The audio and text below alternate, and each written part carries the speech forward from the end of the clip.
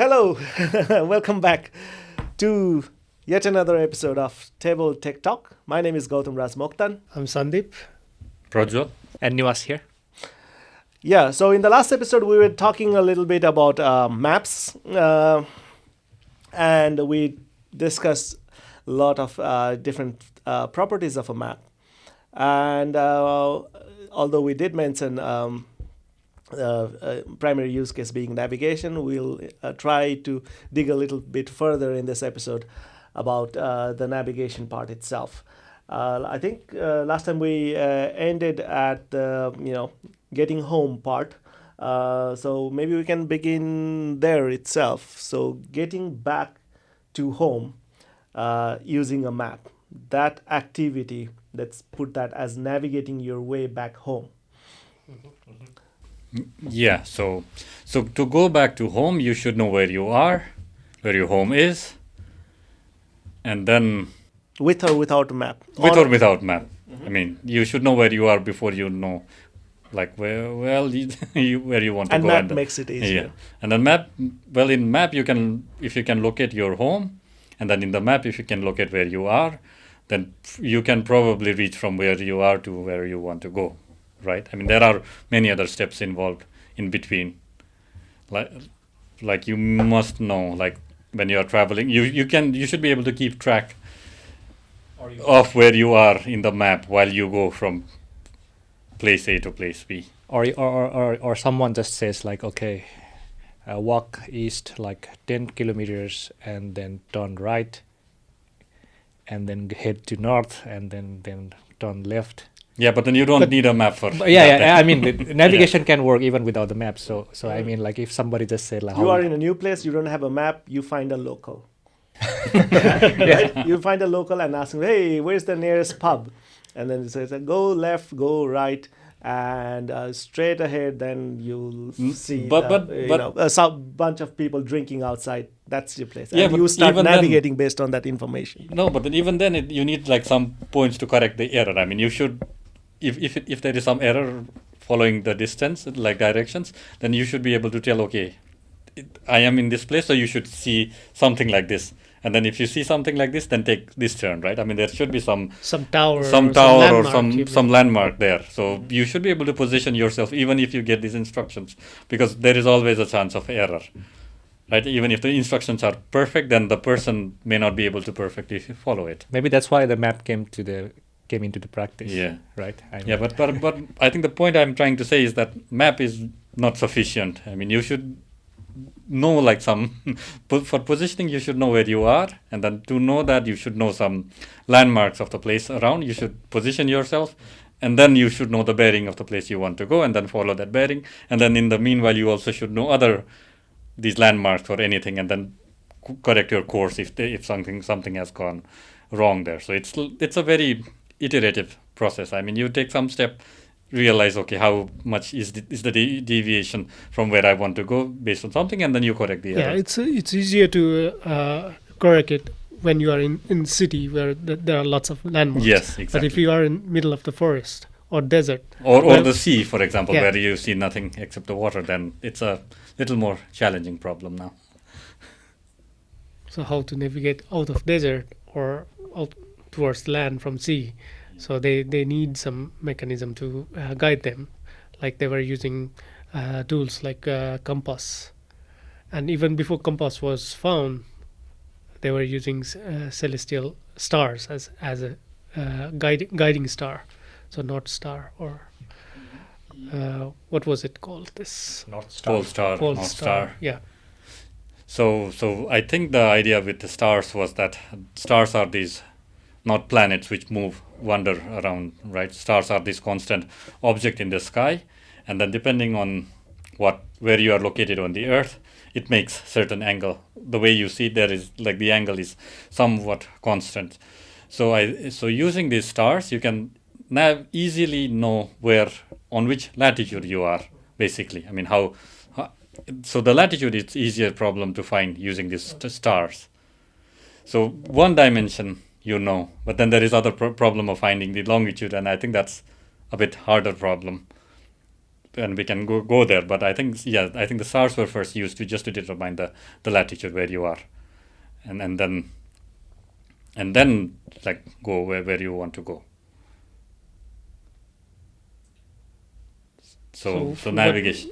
What made navigation more easier now? If you think today about using Google Maps, we take it for granted. Let's put the location where you want to go, and it directs you to the place. Yeah, and even then it's hard. Like sometimes you miss a turn and something. But yes, I think it makes life much more easier.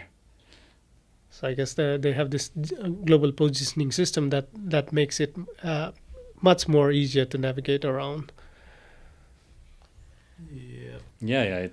I think positioning yourself on that on the old maps was a big task. Challenge that's our problem. Even in the olden maps, where you're and once you position yourself, then the map can guide you towards where you want to go.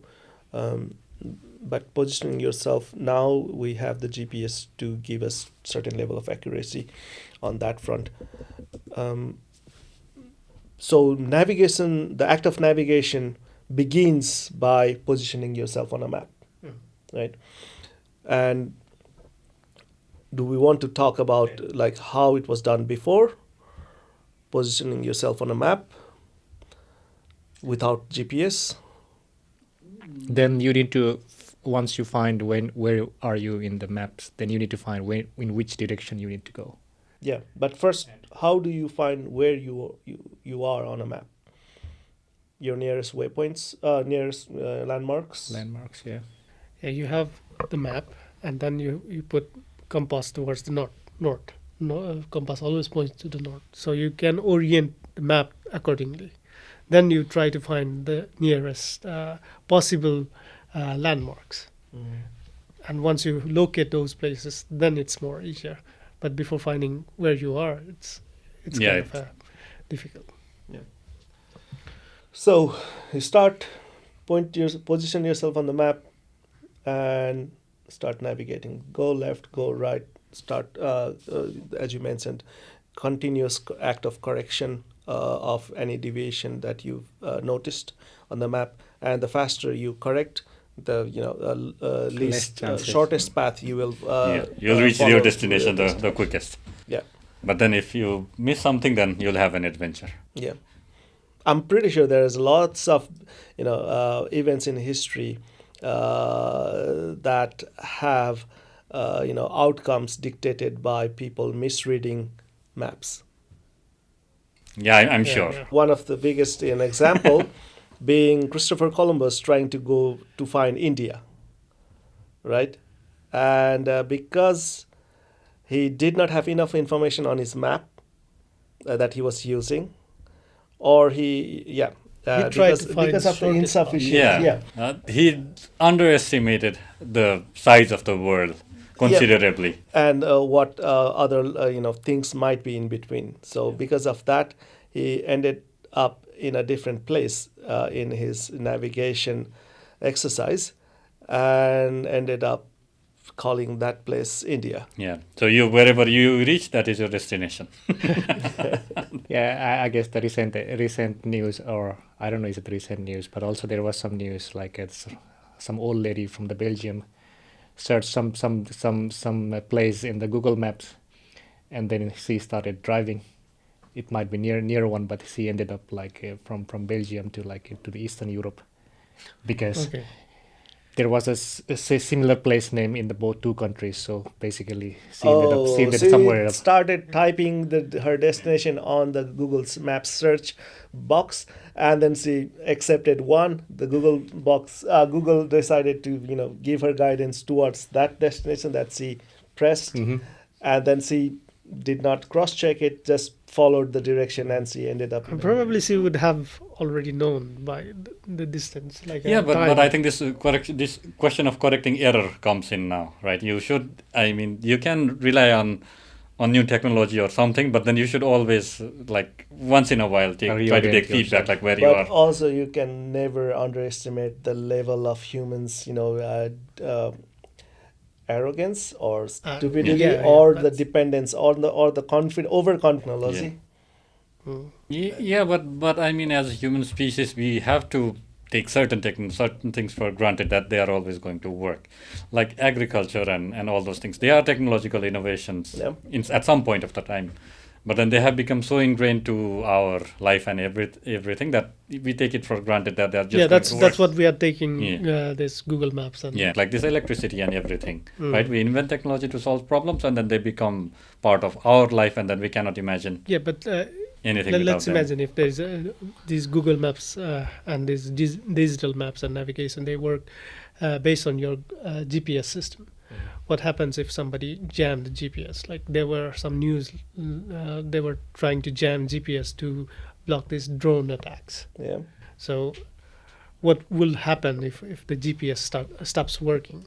Chaos. I cannot reach home anymore. So I guess there are other alternatives to GPS, but they are not prevalent like the global positioning system as it is. So It- China has its own navigation system. Russia has its own, and European Union also has one. Yeah. But isn't it like this GPS was the invention that was invented in the military. Yeah, Yeah. Lots of Military, things military, started and then as military. And was it in the 70s? Like it's an old invention. 70s, and then it was not used till 80s, even for the general use. And then in 80s, like there was one incident in which like this aircraft flying from the US to Korea, it should have reached the Korea, but somehow it missed the navigation, and it reached to the USSR.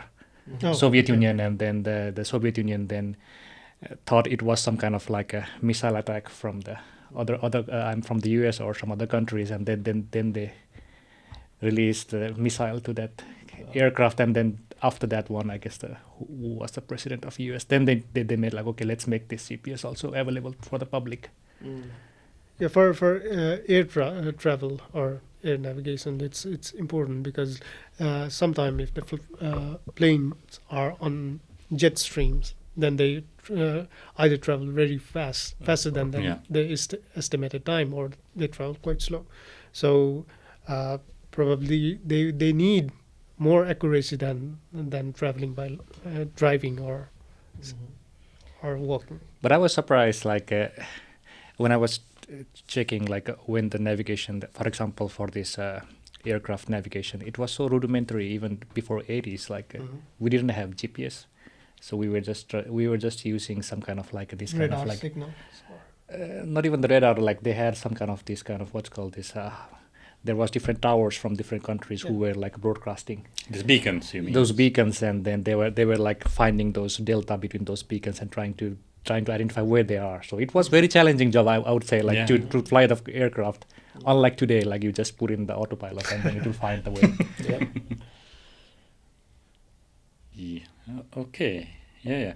But then they did allow it for the civilian use, this military. But then I heard that they reduced the accuracy. Yeah. So the military has much more accurate positions. Yeah. Like it could be within like tens of meters or something. But how do they control them? I think they scramble. They don't send the actual signal. They send some scrambled version of it while they do the signaling. So there is, I don't remember exactly, military grade equipment have some decoding capabilities that they can decode. But the somebody would probably decode the secret. Decipher the But then probably find the it out. keys change and then those kind of things they It's happen. a hard problem. Yeah, they probably change these keys and they allow it to do that. But talking about GPS, I think it's a technological innovation. Though I think the innovation that enabled them to work was this invention of atomic clocks. So they have like very, very accurate atomic clocks among themselves, and then they try to send these signals, and then they try to measure how much time it took to reach from one place to the other, and that's how they measure their own relative positions, because they know where they are located, and then position from the and then based on that they try any GPS devices does that. And then the most interesting thing that I heard about GPS is that the time, I mean, they need to account for these gravity slowing down time. I mean, the time slows down near the surface of the earth, and then the time is not does not. I mean, gravity affects the working of time, right? I mean, this general theory of relativity. That's not relevant at all in our day-to-day life. But then, to measure things accurately for GPS, they have to make this relativistic correction as well. Yeah. And that's would not have been possible if this general relativity was not discovered. I mean, they take into account all these minute things like effects of gravity on time and everything, just so that we can know where we are on Earth. Yeah. This is very important. I mean, the GPS is not only used for the navigation, but for this synchronization of the devices. Like, for example, like a mobile communications, like when the base station is like communicating with these mobile devices, the base station has to schedule in the resolution of like 0.5 milliseconds or even less than a millisecond. So they need to make sure like both mobile devices and then also the base stations are synchronized. So there should be some kind of synchronization. So that's also done using the GPS. So if the GPS is not working, for example, if the cloud is there and then if the base station is unable to synchronize, then it might be possible like you have outage as well also in the mobile communication. So I guess GPS blocking the GPS doesn't only like blocks the navigation, but there are lots of use cases of the even GPS. That's interesting. Now that people are talking about creating this cellular network on the moon, what is the GPS solution for synchronization? There's something else for synchronization, or are they building a GPS system around the moon as well? Well, they don't need any GPS, but they need to have something which they can synchronize between the two devices. Like this NTP, this network time protocol. Like there is some clock. Yeah. Some But the NTP problem with NTP is it just drifts. Yeah, and then it needs to synchronize itself. So that's But now we are talking about time. Time is probably something we can discuss in some future Let's discuss episodes. space now. So space and navigation, time and space.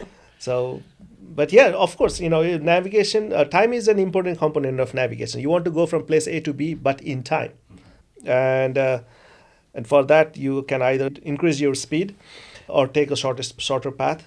Hence, the sea is better to do that, and now airplanes is faster, but with that comes its own set of challenges. There is one other interesting history.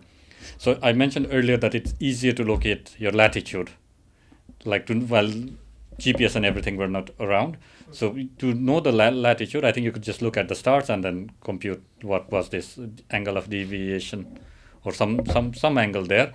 But then to know where this on the longitude, that's a harder problem. And that was solved using a clock.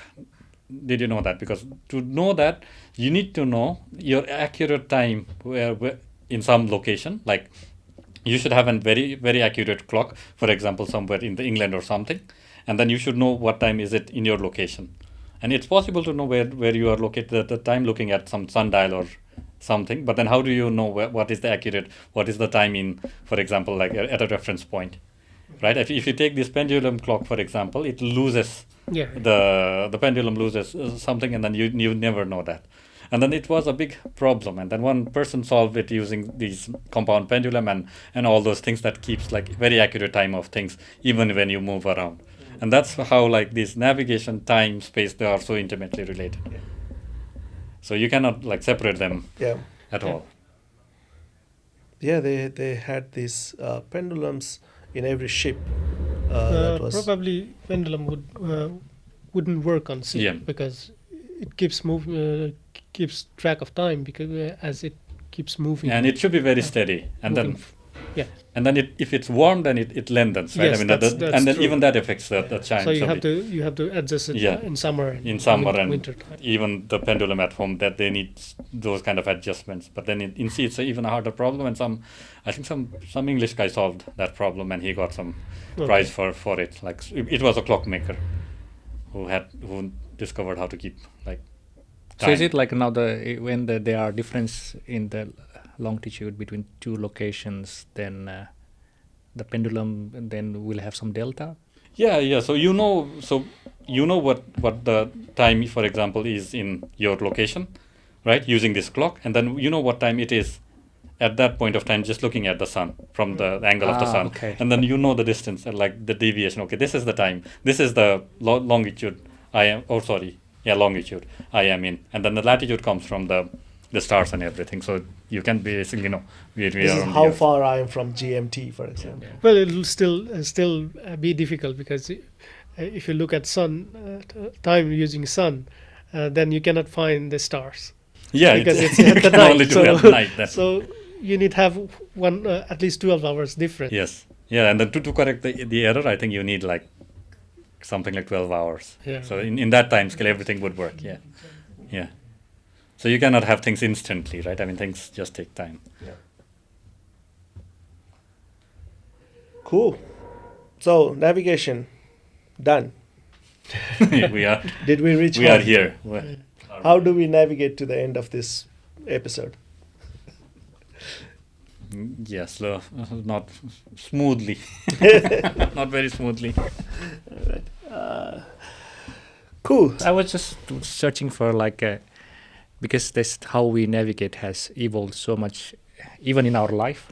For example, when we were kid, then at least how do we go from one place to another place? Then we used to like you said, we used to ask people where you go from here, and then we had a map, and then we had the Google Maps, these online maps, and now where are we heading?